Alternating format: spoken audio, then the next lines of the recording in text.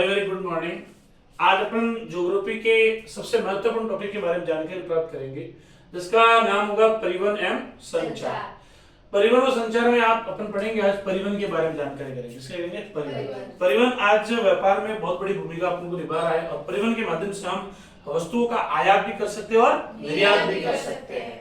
इसलिए परिवहन को हम कितने भागों में बांटते हैं? तीन। नंबर 1 स्थल, नंबर 2 जल और नंबर 3 वायु परिवहन। देखिए, स्थल परिवहन के दो भाग होते हैं जो अपन ने पूर्वी क्लास में पढ़ा था।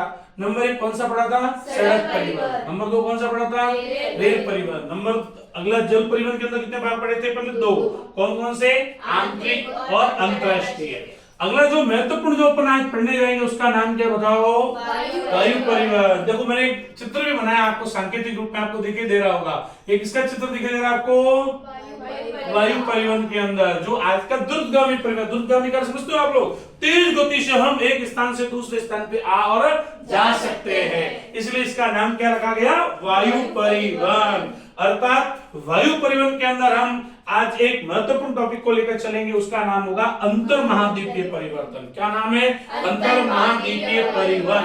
अंतर महाद्वीपीय का अर्थ क्या होगा? सुनो, अंतर महाद्वीपीय का अर्थ ये होता है हम एक महाद्वीप से दूसरे महाद्वीप में जो परिवहन करते हैं उसको हम क्या बोलते हैं? अंतर महाद्वीपीय परिवर्तन बोलते हैं। अब आपको मैं जानकारी बता देता हूं, ये जो हमारी पृथ्वी है, उस पृथ्वी के अंदर सबसे उपयुक्त स्थान कौन सा रहता है परिवहन के लिए? वो सबसे उपयुक्त स्थान रहता है, जैसे ये पृथ्वी है, ये पृथ्वी का जो बीच वाला भाग है, इसके बीच के अंदर कौन सी रेखा होती है? भूमध्य रेखा, जो पृथ्वी को दो अलग अलग भागों में बांटती है। ऊपर वाला भाग क्या कहलाता है बताओ? उत्तरी गोलार्ध। नीचे वाला दक्षिणी गोलार्ध। हमारा परिवहन जो होता है वो परिवहन 60% विश्व के अंदर कौन से गोलार्ध में होता है बताओ? उत्तरी गोलार्ध में होता है। उत्तरी गोलार्ध में क्यों होता है? देखो, नंबर 1 कारण, यहाँ पे स्थल मार्ग की संख्या बहुत ही अत्यधिक है। क्यों अत्यधिक है? क्योंकि जब परिवहन को रनिंग करने के लिए, उतरने के लिए क्या चाहिएगा? स्थान चाहिएगा, तो स्थल मार्ग में बहुत सारा मिल जाएगा। जनसंख्या भी क्या होनी चाहिए? अत्यधिक होनी चाहिए। और नंबर 3 क्या होना चाहिए? व्यापार भी होना चाहिए, तो परिवहन का विकास होता, नहीं तो परिवहन का विकास नहीं होता। अगर आपसे पूछे एग्जामिनर कि विश्व में सबसे अधिक जो वायु परिवहन का जो स्थान माना जाता है वो कौन से गोलार्ध में, तो आप क्या बताओगे? उत्तरी गोलार्ध। उत्तरी गोलार्ध में कितना प्रतिशत बताओ? 60% उत्तरी गोलार्ध के अंदर वायु परिवहन किया जाता है। अब आपसे उल्टा पूछे कोई कि विश्व में सबसे कम परिवहन कौन सा होता है? सबसे कम मतलब सबसे निम्न, ये जो है ये हमारा कौन सा गोलार्ध हो गया? नीचे वाला दक्षिणी गोलार्ध। दक्षिणी गोलार्ध के नीचे देखो, 10 डिग्री से 35 डिग्री के बीच कौन से अक्षांश रेखाओं के बीच सबसे कम परिवहन माना जाता है? सबसे कम परिवहन क्यों माना जाएगा? इसके मैंने 3 कारण आपको बताया। देखो, पहला कारण क्या बताया? स्थल मार्ग की संख्या बहुत कम है। दूसरा, जनसंख्या में क्या है?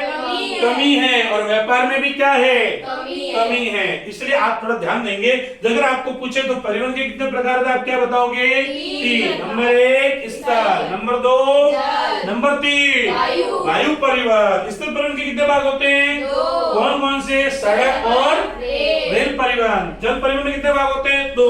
कौन कौन से? आंतरिक और अंतरराष्ट्रीय। और अगला होता है वायु परिवहन, जो अपना आज टॉपिक था वायु परिवहन। विश्व का सबसे द्रुतगामी परिवहन, तेज गति से चलने वाला, जो अकाल के समय ऐसे कोई महामारी फैल गई, ऐसे कोई भूकंप आ गया, ऐसी कोई त्रासदी आ गई, उस समय के लिए सबसे अच्छा परिवहन कौन सा माना जाता है? वायु परिवहन माना जाता है। वायु परिवहन में हमने क्या पढ़ा है? अंतर महाद्वीपीय परिवहन। अंतर महाद्वीपीय परिवहन किसको कहते हैं? जब एक महाद्वीप से दूसरे महाद्वीप में किया जाने वाला परिवहन कौन सा होगा? अंतर महाद्वीपीय परिवहन। और विश्व में सबसे अधिक कौन से गोलार्ध में वायु परिवहन होता है भाई? उत्तरी गोलार्ध। कितने प्रतिशत होता है? 60%। उसके बाद सबसे कम कौन सा होता है? दक्षिणी गोलार्ध। कौन सी डिग्री के अंदर? 10 से 35 डिग्री। कौन सा अक्षांश? दक्षिणी अक्षांश के अंदर। इसमें वायु परिवहन बहुत ही कम होता है, जिसके प्रमुख कारण कितने बताए? 3। क्योंकि वहां पे स्थल मार्ग की संख्या बहुत कम है, फिर जनसंख्या में बहुत कमी है। उसके बाद अपने क्या? व्यापार में भी क्या होगी? कमी होगी। बहुत बहुत धन्यवाद।